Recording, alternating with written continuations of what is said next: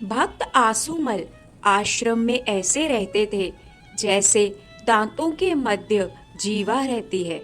एक तरफ गुरु भाइयों का षड्यंत्र होता तो वहीं दूसरी तरफ गुरुदेव का शिष्य के हित के लिए कहो या उनकी कसौटी हेतु कहो सख्त व्यवहार।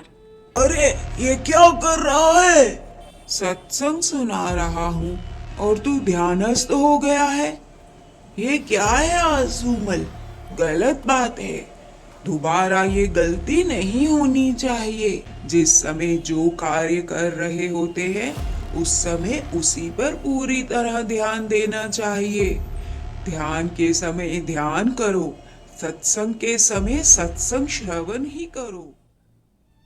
इस प्रकार इतने सख्त अनुशासन पूर्ण जीवन एवं षड्यंत्रों के मध्य कोई और साधारण शिष्य होता तो कब से आश्रम छोड़कर ही भाग जाता, किंतु इसके विपरीत भक्त आसुमल की गुरु भक्ति तो और अधिक प्रबल होती जा रही थी, जिसका प्रमाण इस प्रसंग से मिलता है जब आश्रम में कुछ लोग संत श्री लीला शाह जी महाराज से मिलने के लिए आते हैं।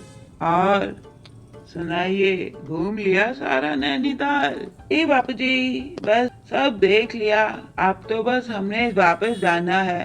बस वो चाइना पीक नहीं देख पाए। चलो फिर कभी दोबारा देखेंगे। क्यों? अभी तो समय है ना तुम्हें जाने का। शाम को जाना है तो अभी हो आओ, देख आओ। नहीं बापूजी, आप कह तो सही रहे हैं, लेकिन रास्ता नहीं मालूम, कुछ नहीं, कहाँ भटकते फिरेंगे, देर ना हो जाए गाड़ी भी पकड़ने में। अरे कोई बात नहीं, आसुमल है ना मेरा शिष्य, वो दिखा कर लाएगा तुम लोगों को। आसुमल, जाओ इन लोगों को चाइना पीक दिखा कर ही लाना। बापूजी। आसुमल गुरुदेव को हाँ तो बोल देते हैं, किंतु वे स्वयं भी चाइना पीक का रास्ता तक नहीं जानते थे। लेकिन गुरु की आज्ञा है तो भला मना करने का तो सवाल ही नहीं उठता था। भक्त आसुमल गुरुदेव के उन अतिथि गणों को लेकर चाइना पीक के लिए निकल पड़ते हैं। वे चाइना पीक का रास्ता लोगों से पूछते पूछते आगे बढ़ते जाते हैं,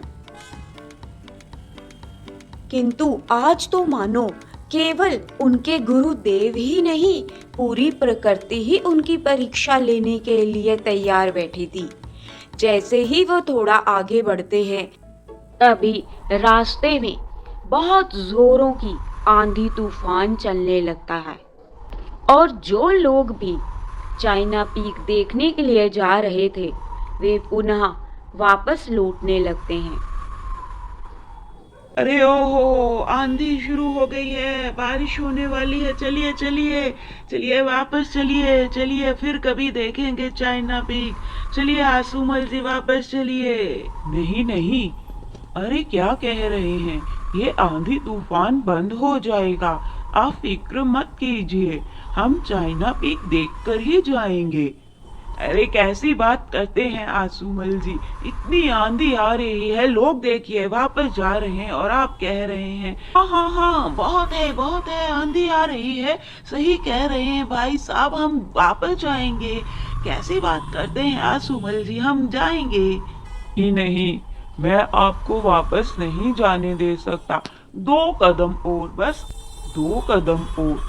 अरे आसुमल जी, क्या बोल रहे हैं? ठीक है, चलिए चलिए। गुरु की आज्ञा का कहीं उल्लंघन ना हो जाए, इस भय से भक्त आसुमल जैसे तैसे हाथा जोड़ी करके विनती करके उन अतिथि गणों को चाइना पीक तक आखिरकार ले ही जाते हैं। और भक्त की ऐसी श्रद्धा देख तो मानो प्रकृति देवी भी उन्हें सहयोग करने लगती है और वहां पहुंचते ही सारा वातावरण शांत हो जाता है, आंधी तूफान थम जाता है। अरे वाह, क्या दृश्य है! अच्छा हुआ तुम हमें यहाँ ले आए, वरना आज तो हम रह जाते ये देखने से। हाँ हाँ, देखिए यहाँ तो लोग भी नहीं है। आज तो खूब भर के हम देख पा रहे हैं। आसुमल जी, ये सारा श्रेय तो आपको ही जाता है। आप न होते तो आज हम वापस चले गए होते। आहाहा, अरे वाह वाह, क्या बात है। ये जगह नहीं देखी तो क्या देखा। और आखिरकार भक्त आसुमल गुरु आज्ञा का पालन करने में सफल हो ही जाते हैं और चाइना पीक देखने के बाद वे सभी पुनः आश्रम लौट आते हैं। देखा है चाइना पीक? आसुमल ने चाइना पीक दिखाया कि लौट आए यूं ही? हाँ, देख कर आए हैं बापूजी। आपका शिष्य तो कमाल का है। कैसा शिष्य है। इतनी आंधी, इतनी तूफान, हमने तो इतनी विनती की, इतना आग्रह किया, हम नहीं जा सकते भाई, हमें जाने दे। लेकिन इस लड़के ने तो वापस आने ही नहीं दिया। हाथ जोड़ जोड़ के विनती करता रहा, कहता रहा, गुरु की आज्ञा है, मुझे आपको चाइना पीक दिखाना ही है, कृपया चलिए चलिए। हम तो हार गए बापूजी इसके आगे। अच्छा, ऐसा हुआ? बहुत समझदार है, बहुत आगे जाएगा।